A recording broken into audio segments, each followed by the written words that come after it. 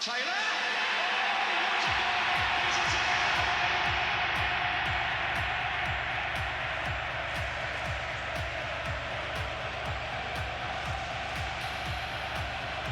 week has to be Oliver Glasner. But we are being abandoned completely.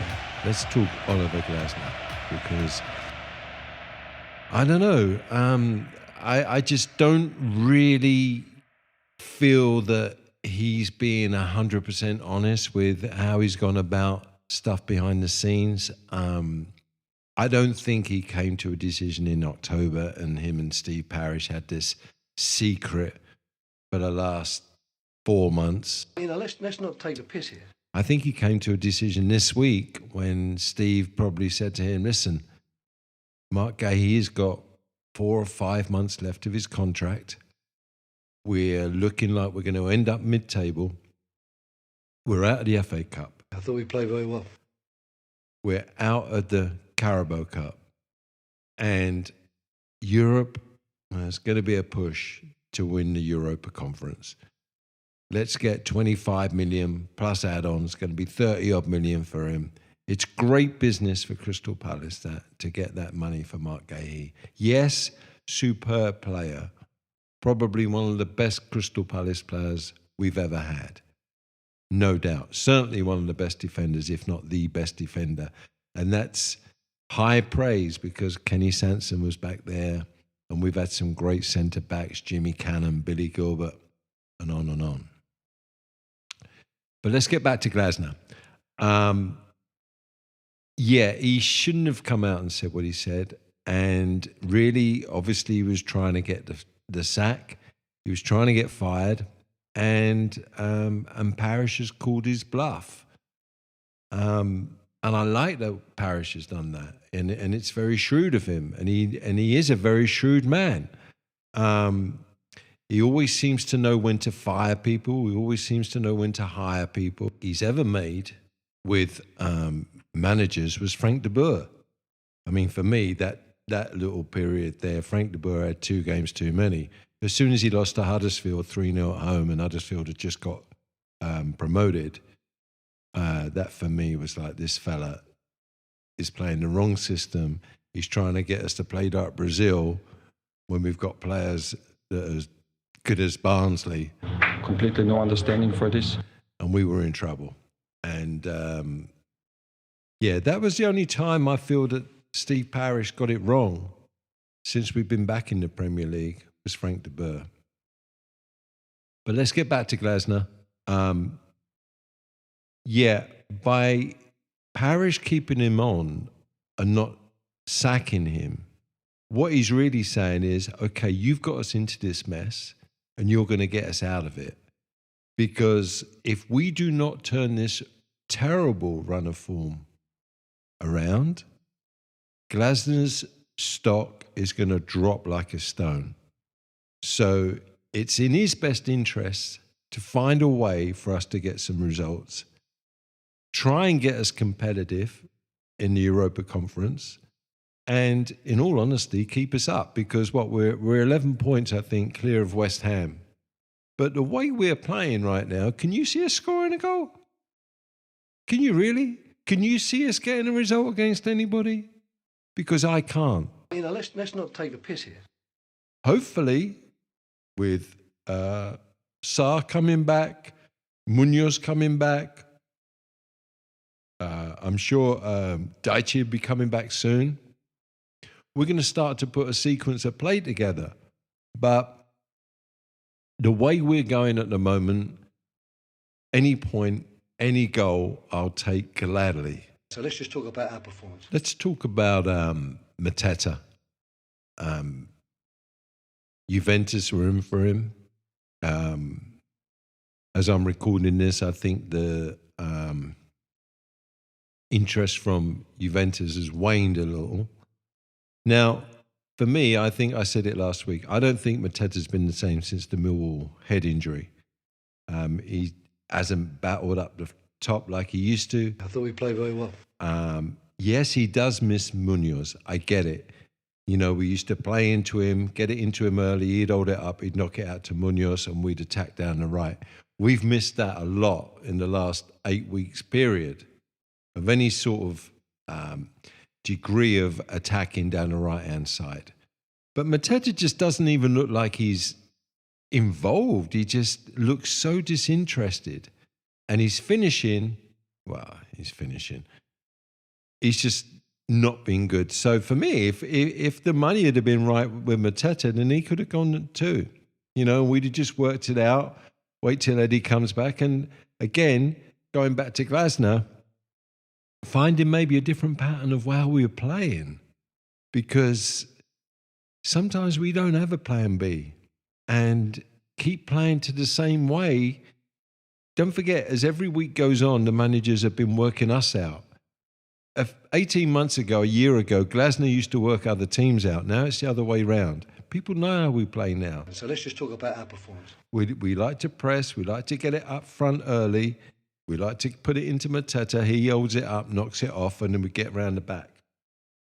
But teams are working us out. I really don't know what Brennan Johnson was thinking. If he had that conversation with Glasner before he decided to join the club, then what, did Glasner just barefaced lie to him and just say, yeah, I'm here and we're going to build this and we're going to do that? Or wasn't that the case at all? And actually at the time, Glasner hadn't made his mind up. This is why I'm going back to my theory that Glasner only made his mind up once Gahey said, or once Parrish said, Gahey, we're selling Gahey. That makes much more sense to me.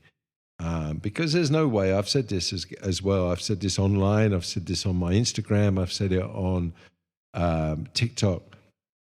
There's no way that Brennan Johnson's going to join Crystal Palace if he thinks the manager's leaving and he doesn't know who's coming in.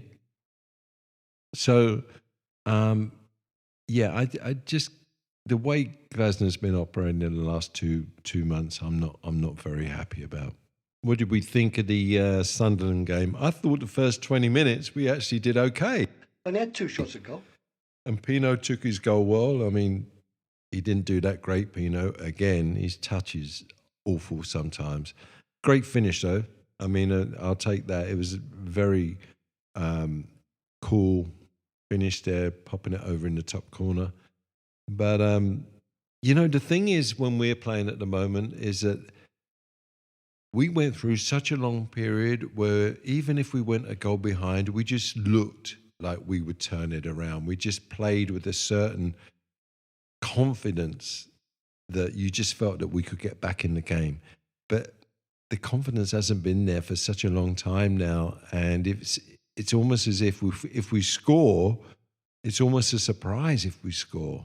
I mean, how many games have we been through 1-on-1 or 3v2 and we haven't taken advantage of it? And they had 2 shots at goal. And that, again, to me, has to go down to Glasner. Has he been getting the forwards in to work on their finishing? Because I don't know. That's been months now. I mean, I'm thinking, back to October, that we've had dreadful finishing. And that has to change. I mean, looking at our next few matches, who we got? We got Chelsea on Sunday. I don't know. Might get a draw there. Forest away, going to be tough. Brighton away, going to be tough. And then we got Burnley at home, and then we have Wolves at home. And in between that, we have a Europa Conference game that, I could really care less about right now. So for me, if I'm looking at those upcoming fixtures, we have to get 6 points from Burnley and Wolves. The others are going to be much of a muchness. I wouldn't put money on those at all. But those next 2 home games we've got coming up after, Burnley and Wolves, got to get 6 points. And by that time, we've got some players back. I want to thank you guys for all your great support on Instagram and TikTok and YouTube. It's very much appreciated. I love the comments. I love the debate. And keep on doing it because it's a lot of fun. And it's just great to debate, right? I mean, just talk about it. You always see a different perspective. It's good to do. And it's fun too. It's a lot of fun. So thank you for that. My final debate today is the next manager? Glasner's obviously going.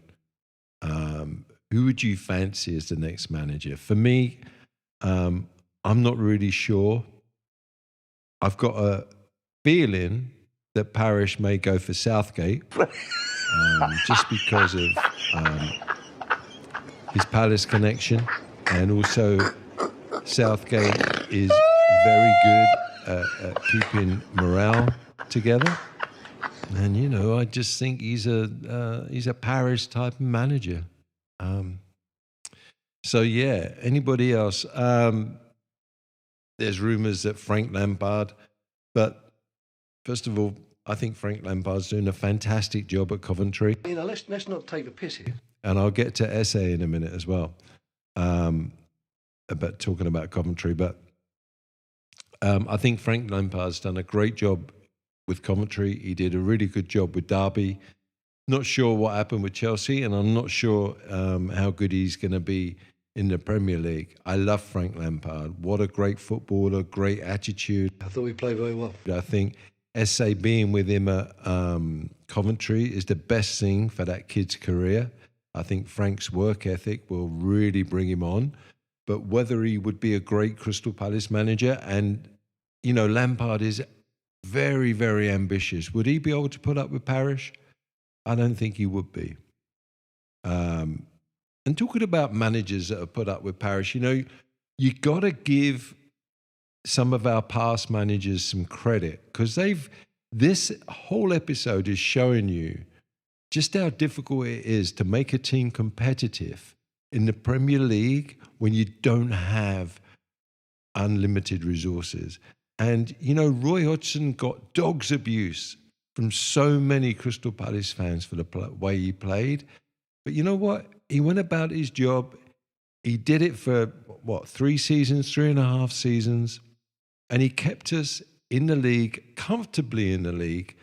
And he never said a word. He just got on with it. Did he feel the same way as Glasner? Yeah, of course. Any manager worth his salt is thinking, God, if only I had a few quid to spend. If only that.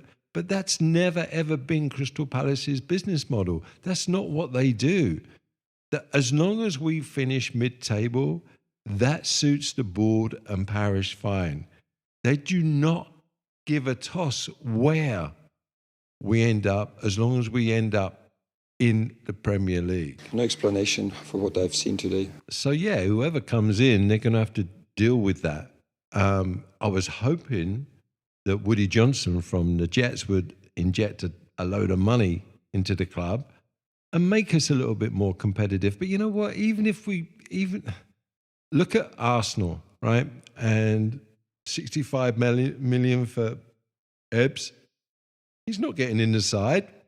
Arteta's not playing him. And that's the type of quality of squads that you're dealing with when you get into the top 4, the top 6. That's why it's so difficult to break into that. So let's just be thankful that we play in the Premier League every year at the moment. God heavens, we ever break out of that and go down again. But let's just be thankful that we play in the Premier League. And, we are what we are. We're Crystal Palace FC. We're a small club in South London. And, for me, personally, that's good enough. I'm happy with that. I've been seeing them for, 50-odd years, a little bit longer, and I've never known anything different. So on that note, I'd just like to thank you for tuning in, for having a listen, again, for the support on Instagram, TikTok, and YouTube. And I'll be back next week with another podcast. And hopefully by then, we've got a few points on the board.